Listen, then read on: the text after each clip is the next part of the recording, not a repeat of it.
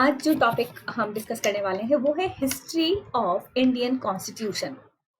Okay, अगर हम भारतीय संविधान के इतिहास की बात ना करें तो संविधान का अध्ययन पूरा नहीं हो सकता है। इसलिए आज जो टॉपिक हमारा जो मेन विषय है वो है हिस्ट्री ऑफ इंडियन कॉन्स्टिट्यूशन।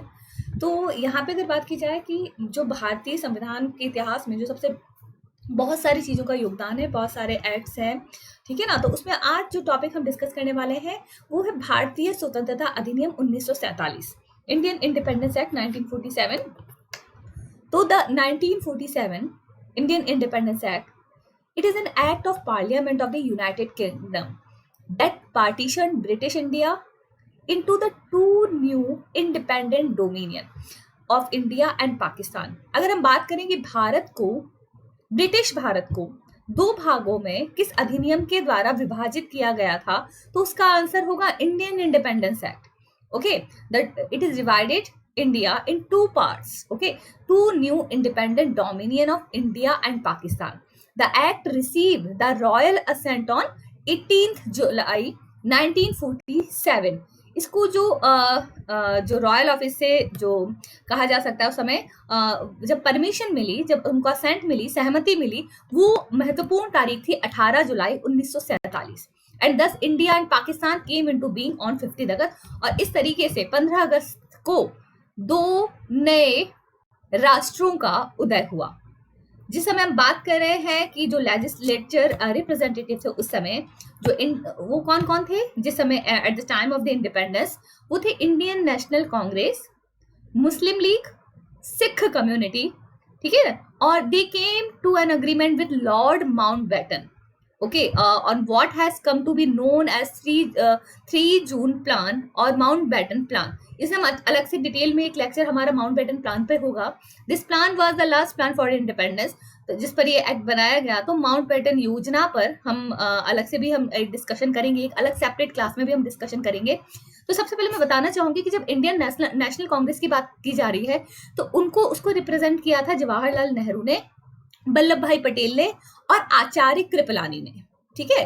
तो इंडियन नेशनल कांग्रेस के कौन रिप्रेजेंटेटिव थे? जवाहरलाल नेहरू और वल्लभ भाई पटेल और आचार्य कृपलानी। मुस्लिम लीग में थे मोहम्मद अली जिन्ना और लियाकत अली और अब्दुल रब निश्तार, ओके।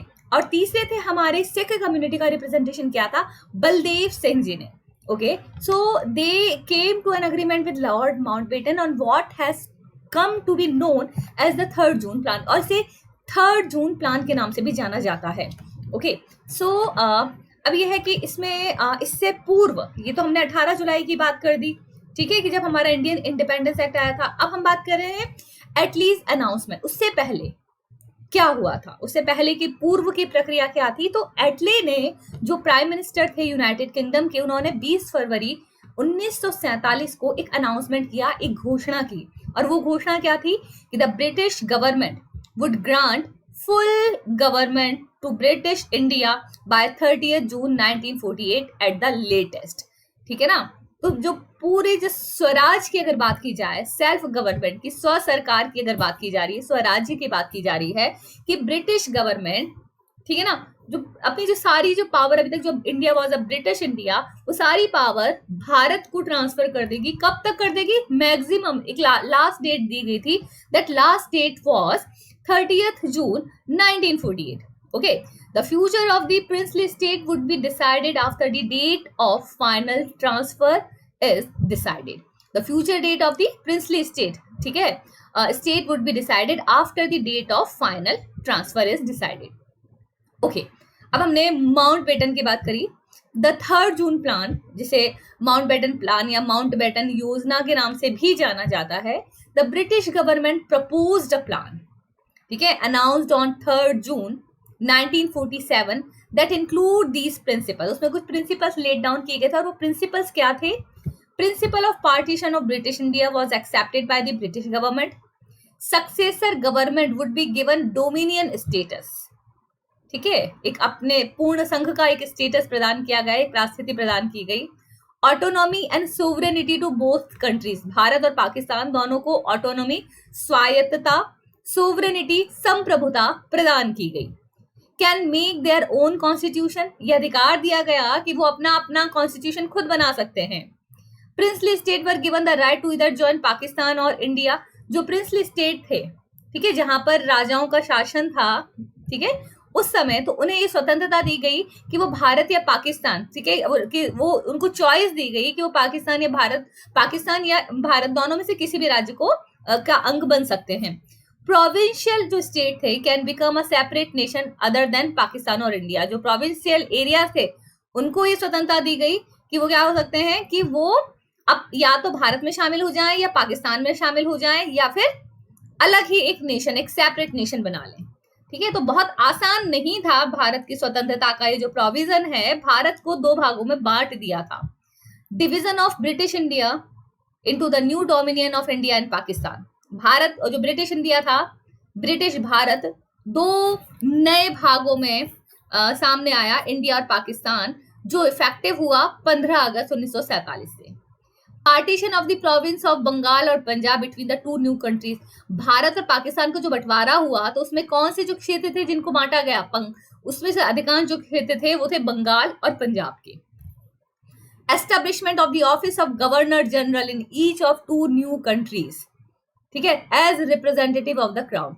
जब तक ये एक आप कह सकते हैं कि ये जो नियम डाला गया था एक सुविधा का नियम था कि जब तक भारत और पाकिस्तान दोनों ही देशों में जो सरकारें हैं ना, क्योंकि अभी तक सारी जो सरकार जो गवर्नमेंट थी वो ब्रिटिश गवर्नमेंट चला रही थी, अब गवर्नर जनरल उनका एक रिप्रेजेंटेटिव होना जरूरी था ताकि जब तक हमारे ये जो देश है दोनों स्मूथली फंक्शन करने लग जाए, उस समय तक उन्होंने अपने जो गवर्नर जनरल हैं दोनों ही देशों में एस्टैब्लिश किए।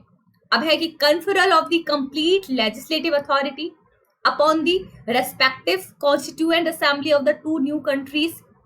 अब लेजिस्लेटिव अथॉरिटी दी गई थी किस मामले में कि दोनों ही देशों को क्या था, संविधान बनाना है तो आपको संविधान सभा तो निर्मित करनी पड़ेगी, तो कॉन्स्टिट्यूएंट असेंबलीज बनाने के लिए दोनों देशों के लिए भी इसमें जो पावर की बात की गई।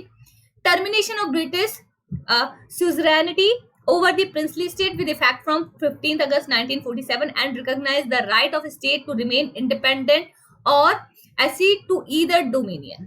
ठीक है, अब भारत और पाकिस्तानी दो नए स्वतंत्र राज्य हो गए जिस पर ब्रिटिशर्स का कोई शासन नहीं होगा, कोई अधिकार नहीं होगा, ये ब्रिटिशर्स की कॉलोनी नहीं रहेगा।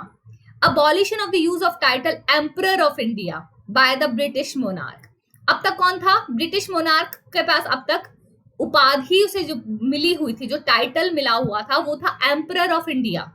ठीक है, भारत का सम्राट की जो उपाधि उसे दी गई थी, जो ब्रिटिश मोनार्क को, वो उपाधि उससे वापस ले ली गई। क्यों? अब भारत जब एक स्वतंत्र देश बन चुका है तो हम ब्रिटिशर्स को उपाधि नहीं दे सकते।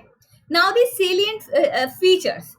अब टू न्यू डोमिनियन मतलब जो दो नए राज्य बन के साथ भारत और पाकिस्तान जो नए एक रूप में उभर के आए थे भारत की स्वतंत्रता के पश्चात।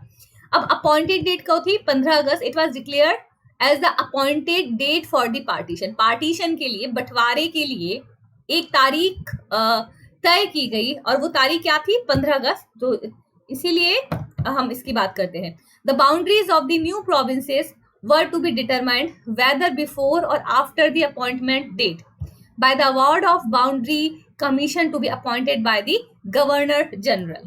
Okay, now the constitution for the new dominion until the, अब देखिए, अब हम बात आते हैं कॉन्स्टिट्यूशन की। अब ये जो दो नए डोमिनियंस, दो नए जो संघों की स्थापना की गई है, until the time of making of the new constitution the new dominion and province therefore were to be governed by government of India Act।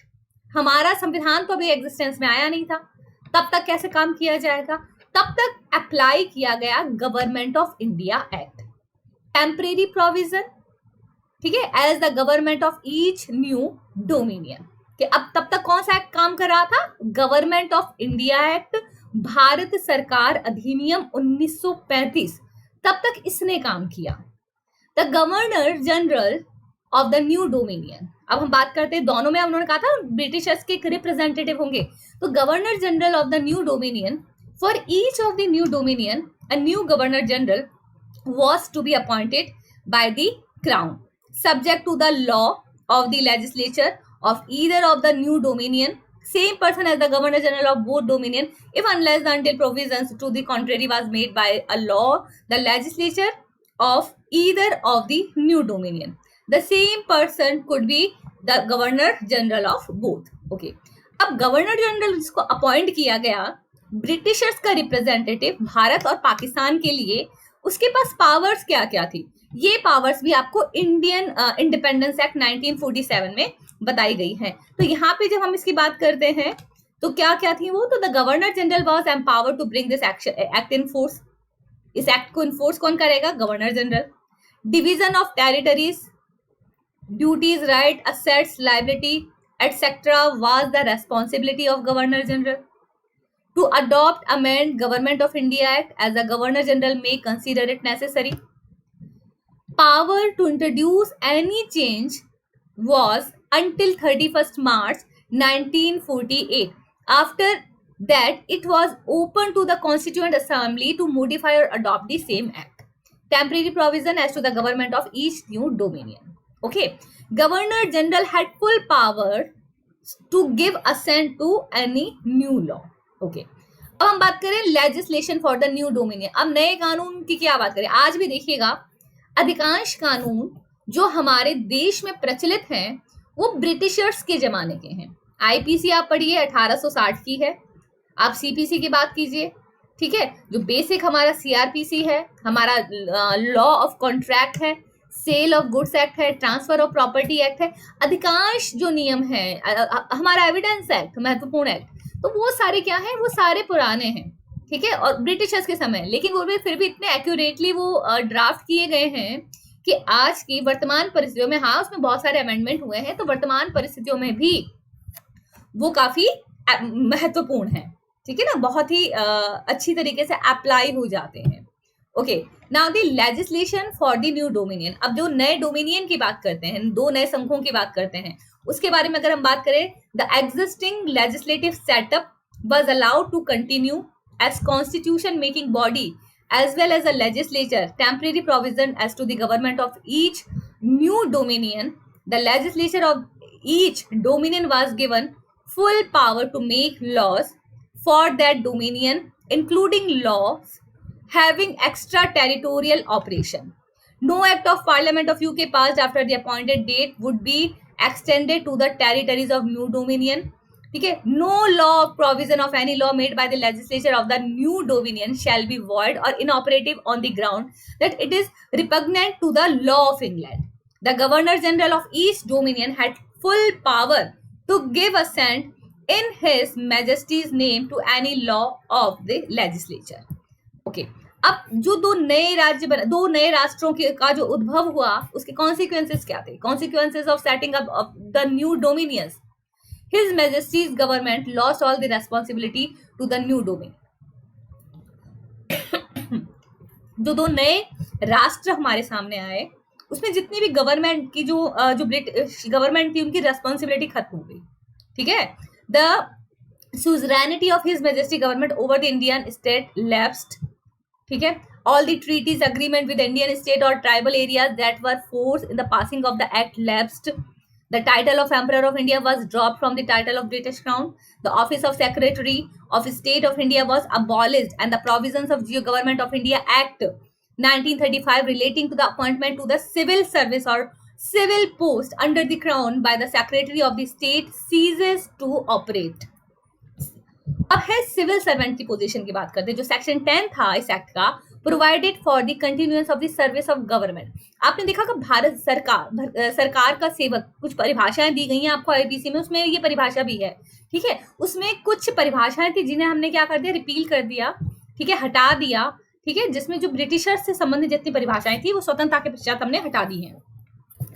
Okay, तो now the section 10 provided for the continuance of the service of the government servant on appointed on or before 15th August 1947 under the government of new dominion with full benefits.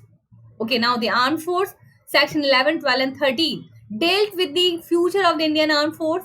A partition committee was formed on 7th June 1947 with 2 representatives from each side and the viceroy in the chair to decide about the division thereof. As soon as the process of partition was to start, it was to be replaced by a partition council with a similar structure.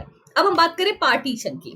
there was much violence and many Muslims what would become India fled to Pakistan. Hindus and Sikh from what would become Pakistan fled to India. Okay, many people left behind all their possession and property to avoid the violence and flee to their new country. विभाजन का समय एक ऐसा दौर था जिसमें बहुत सारी जो आपदाएं थी लोगों ने देखी. कुछ मुस्लिम भारत रहना चाहते थे, कुछ मुस्लिम पाकिस्तान जाना चाहते थे, हिंदू जो पाकिस्तान में थे वो भारत आना चाहते थे. लोगों ने अपने जमीन, घर बार सब कुछ छोड़कर कई जगह, ठीक है ना, वो एकदम एक नई जगह पर अपनी नई दुनिया बसाने के लिए चल पड़े. ओके, तो अब है कि अब जो प्रश्न उठा था वो था प्रिंसली स्टेट्स का.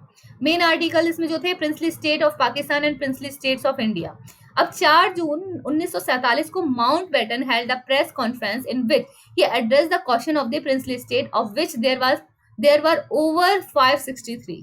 The treaty relation between the Britain. अभी देखो ये ट्रीटी रिलेशन हम पढ़ेंगे जो सरदार वल्लभ भाई पटेल के जो प्रयास थे, जिन्होंने जो छोटी छोटी रियासतें, जो छोटे छोटे राजा थे उनको क्या किया, भारत में उन्हें मर्ज करवाया, उनकी रियासतों को भारत में मर्ज करवाया था, उसके बारे में भी हम पढ़ेंगे.